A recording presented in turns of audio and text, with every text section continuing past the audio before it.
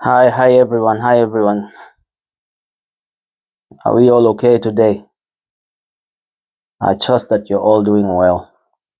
And I'm just trying to do something here. I just thought to make a quick follow-up video to the previous video that I made um, about narcissism in the workplace. So I just want to kind of add on to or build onto that video because of the kinds of responses that I received based on that post. So let's go straight into it, okay? Narcissism in the workplace, part 2. Okay. Now, if you're stepping into the work environment and you're just becoming familiar with what narcissism is, you might ask yourself, what am I supposed to do to be able to tell early? Because if this is a toxic working environment, you don't really want to be there in the first place. You don't want to spend yourself before you can be able to live. It is wasted energy, it is unproductive energy, it harms your health, and you just don't want to be in that position. So are there ways to tell early enough um, if this culture is narcissistic? Is this culture a worth it attempt? And I'll give you a few tips on how to suspect with a high degree of accuracy that the boss you're working for is a narcissist, or the culture that you're in is a very narcissistic culture. The first point is, when you're getting into a company and you're new to it, look at how high the turnover is.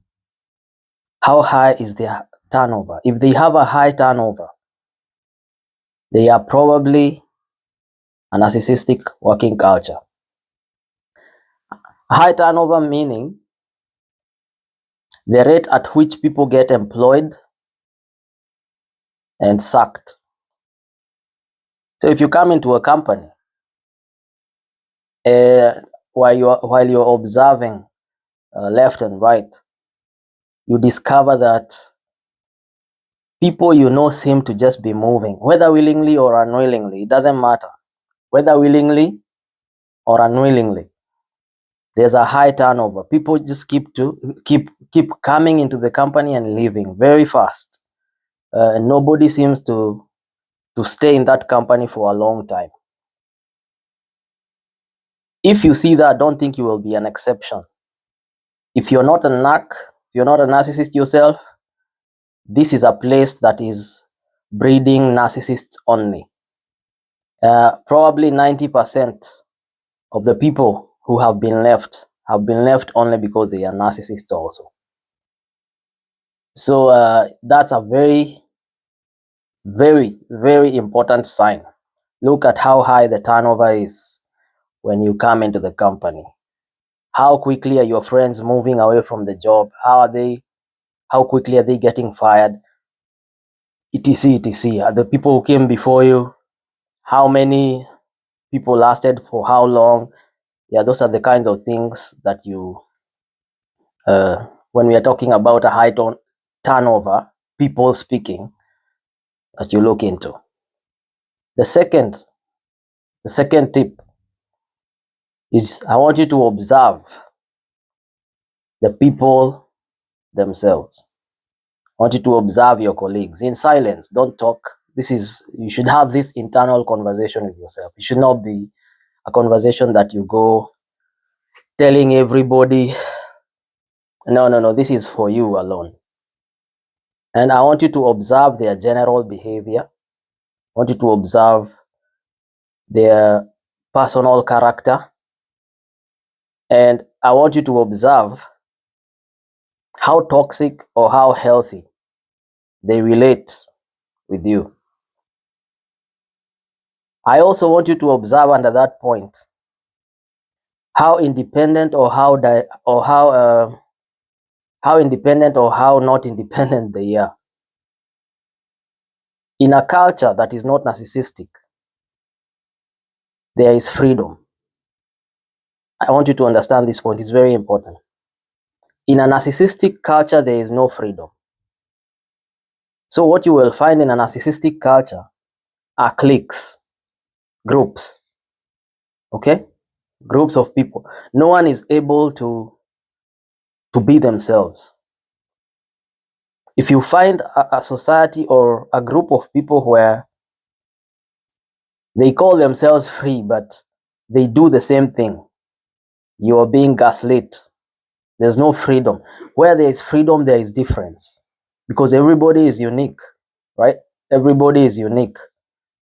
No one person is the same to the other.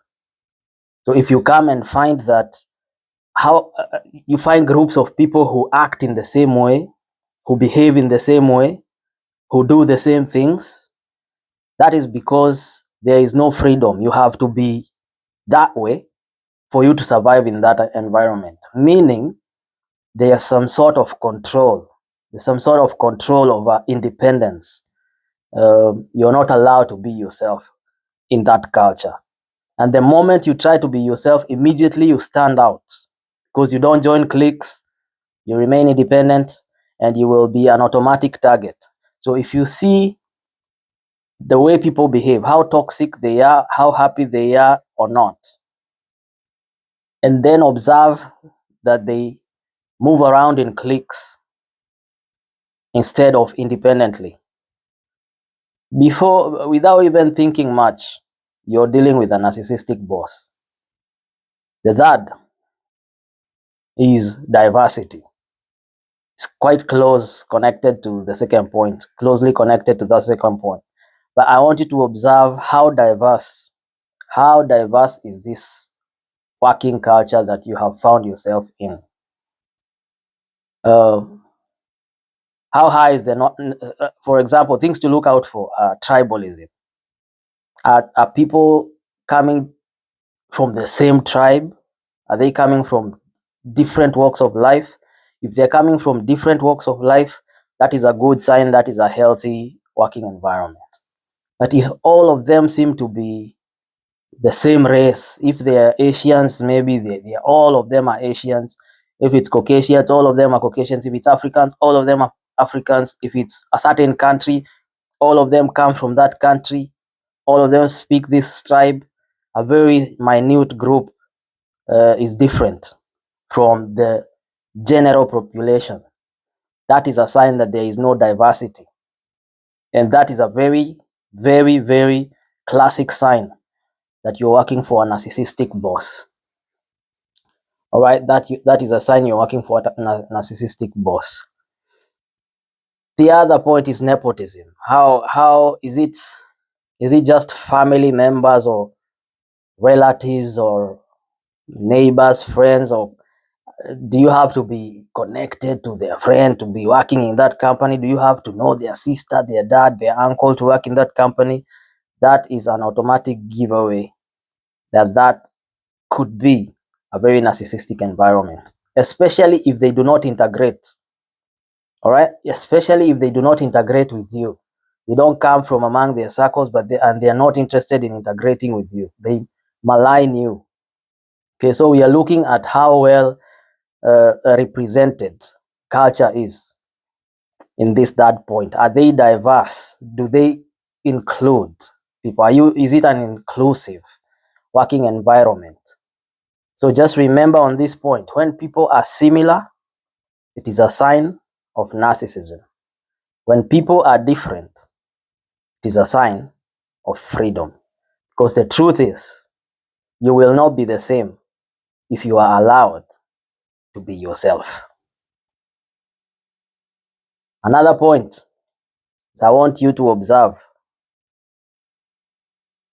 the HR, the Human Resource Department. At this point, I will say something that is very important. Hear me clearly. The human resource department advertises itself as a department that is there for the employers. But that is absolute lies. The HR is not there for you. So don't think for any reason that you will go and report an issue to the HR and that the HR will now look into your issue, trying to see how best you will fit in. This is a company that has many people inside it. Okay?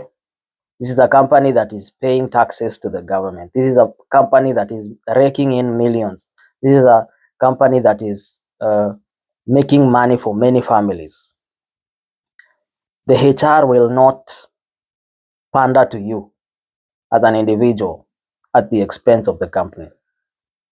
It's just something you need to know. Although as advertised on paper, the HR is supposed to look into your issue and help you resolve maybe your problems with your boss or your colleagues, etc., etc. That is not how the HR works in reality. The HR will be there looking into how best to profit or support the company. So everything you will be saying to the HR will be things that are used against you. These will be things that will be getting used against you. Keep that in mind. Don't go into a company thinking that I am safe because there is a HR department. The HR department is not there for you. It is there against you. The moment you find yourself getting pitted against the HR, just know that your days are numbered. Your days are numbered in that company. You're working for a narcissistic boss. That is a very toxic culture. Just know that. Lastly, for this video, I want you to look at how, because at the end of the day, this channel deals with narcissism. Okay. So we are observing narcissism in the workplace. This is the second video. Anytime you're dealing with a narcissist, there are always strings attached. There are always strings attached. There's no other way. There's no other ways about it. And I want you to look at how you even got into that company in the first place. What strings were attached? What conditions were you given to be able to get in? And what conditions were stated for you to be able to survive in it? If you had to do weird things, for example, let's just call it as it is. If you're a chick, you had to sleep with someone for you to get that job. If you're a guy, maybe you had to pay extra monies by the side or whatnot. You